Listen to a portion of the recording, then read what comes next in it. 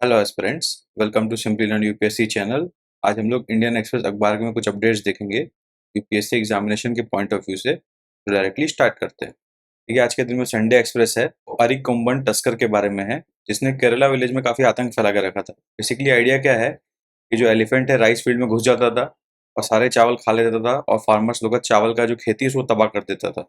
अभी काफ़ी सालों से परेशान करके रखा था, इसको कल पकड़ लिया गया। ये बड़ा अपडेट है। किस लिए अपडेट इंपॉर्टेंट है? अपडेट इंपॉर्टेंट है एनिमल ह्यूमन कॉन्फ्लिक्ट के इशू के बीच में। इसमें कभी भी कोई क्वेश्चन आता है तो ये वाला एग्जांपल आप यूज कर सकते हो। आप ऐसे लिख सकते हो कि एनिमल ह्यूमन कॉन्फ्लिक्ट में वन इशू ये भी है कि एनिमल जो है फार्मर्स के फील्ड को खराब कर देते हैं। फॉर एग्जांपल अरिकोम्बन टस्कर इन केरला। ये एग्जांपल आपके काम आ जाएगा। बस इतना यूजफुल है। अभी रिसेंटली नारकोटिक्स कंट्रोल ब्यूरो ने गोवा में एक ड्रग बस्ट किया, जिसके अंदर फॉर्मर ओलंपिक सिल्वर मेडलिस्ट जो रशिया से हैं, साथ में एक रशियन पुलिस ऑफिसर और उनके इंडियन अकम्प्लिस, इन सबको अरेस्ट किया गया। तो आपके एग्जाम के लिए समझने लगे इंपॉर्टेंट क्या है, इंटरनेशनल ड्रग कार्टेल। ये इंडिया के इंटरनल सिक्योरिटी के लिए बहुत बड़ा खतरा है, क्योंकि आपको पता है इंडिया गोल्डन क्रिसेंट और गोल्डन ट्रायंगल के बीच में लोकेटेड है। इसलिए ऑलरेडी इंडिया के पास काफ़ी सारे ड्रग, स्पेशली ओपियम जो है इम्पोर्ट होके आते हैं इंडियन मार्केट के थ्रू, और इंडिया से वो एक्सपोर्ट होते हैं। प्लस इंटरनेशनल ड्रग कार्टेल में रशिया से काफ़ी बड़ा कंसाइनमेंट कई बार आता है, तो इसलिए ड्रग बस्ट करना इंपॉर्टेंट था। और इंटरनल सिक्योरिटी के पॉइंट ऑफ व्यू से आपको ये अवेयरनेस होना चाहिए। अब देखिए, साइड आर्टिकल एक तो है, इसमें बताया है चन्नारायापटना टाउन एक टाउन है, तो यहाँ पे एंटी स्लॉटर एक्ट के लागू होने की वजह से जो कैटल मार्केट है वहाँ पे लोगों को काफ़ी नुकसान हुआ है, क्योंकि उसका पूरा इकोनॉमी को डैमेज कर रहा है। तो आपको एग्जाम के पॉइंट ऑफ व्यू से इन जनरल जब आपका मैगजीन भी आता है तो आपको एंटी स्लॉटर एक्ट के बारे में पढ़ना है कि एंटी स्लॉटर एक्ट क्या है, कि क्या पॉजिटिव्स है और क्या नेगेटिव्स है। ये आपको हल्का अवेयरनेस होना चाहिए। इसमें एक्ट का एक प्रोविजन मैं रीड कर देता हूँ आपके लिए। एक्ट जो है वो slaughter of cow, calf of cow, bull, bullock, he और शी बफेलो, किसी का भी स्लॉटर को बैन करता है। ये इंपॉर्टेंट मुद्दा है। इसमें अरेस्ट कैरी आउट किया जा सकता है without court warrant. Illegal slaughter के लिए 3 to 7 years का जेल पनिशमेंट है और 50,000 से 5 लाख तक का फाइन है, या दोनों का कॉम्बिनेशन में भी कुछ हो सकता है। तो ये काफ़ी स्ट्रिंजेंट लॉ लग रहा है, और एक आम आदमी जो कैटल मार्केट में कैटल बेचने आया है उसके लिए तो बहुत ही स्ट्रिंजेंट है। तो इसलिए आपको एंटी स्लॉटर एक्ट के बारे में हल्का अवेयरनेस होना चाहिए। अब इंडियन फॉरेस्ट एक्ट 1927 न्यूज़ में है, तो देखिए आपको पता है कि ये सब इन्वायरमेंट के क्वेश्चन में पूछा जा सकता है। स्पेशली जो है इस एक्ट के अकॉर्डिंग क्या प्रॉपर्टी राइट्स जो है, प्रोटेक्टेड एरिया जो फॉरेस्ट है उसमें गवर्नमेंट के पास होती है।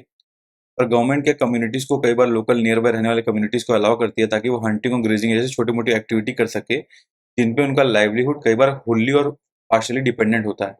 तो इंश्योर करने के लिए उनका लाइवलीहुड सफ़र ना करे, कभी-कभी गवर्नमेंट अलाउ कर देती है। अभी रिसेंटली एक लैंड सर्वे कराया गया, जिसमें ये है कि कुछ एविक्शन का खतरा लोगों के माइंड में बन गया कि हम लोग ऐसे निकाल दिया जाएगा।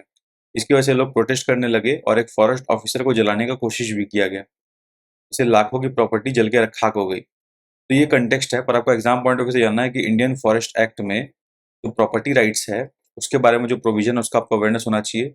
और इंडियन फॉरेस्ट एक्ट में और क्या क्या की प्रोविजन है उसका अवेयरनेस होना चाहिए। ये प्रीलिम्स और मेंस दोनों में आपके काम आ सकता है। अब इंडियन नेवी का प्रोजेक्ट 15 क्लास बी का एक स्टील्थ डिस्ट्रॉयर है जो इंडिजिनियसली बिल्ड किया गया है, वो जल्दी ही इसी साल कमीशन हो जाएगा।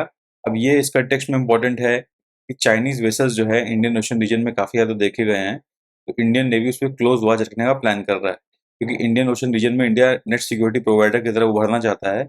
इस कंटेक्स्ट में ये इंपॉर्टेंट डेवलपमेंट है।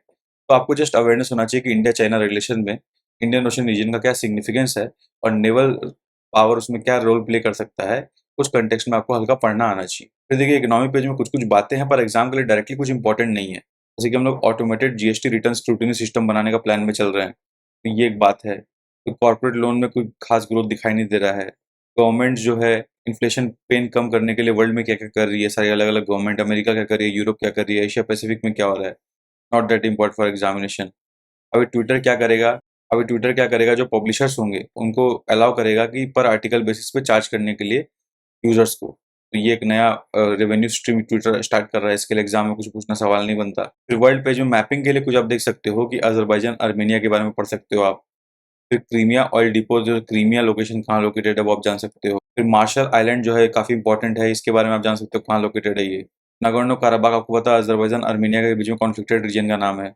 तो बस संडे के हिसाब से आज इतना ही न्यूज़ था। तो बस संडे के हिसाब से इतना ही न्यूज़ था। अगर आपका टाइम नहीं है तो आज अखबार पढ़े, कोई पॉइंट नहीं बनता। एग्जाम अखबार में एग्जाम के लिए कोई भी खास रिलेवेंट बात नहीं है, स्किप भी कर दो कोई तूफान नहीं आ जाएगा। जितना मैंने बोला उतना आपने सुन लिया तो सफिशिएंट आज के अखबार पढ़ने के लिए। आई होप आपको इनिशिएटिव अच्छा लगा हो। If you like the initiative तो चैनल को लाइक करें, सब्सक्राइब करें। तब तक के लिए best wishes for the examination.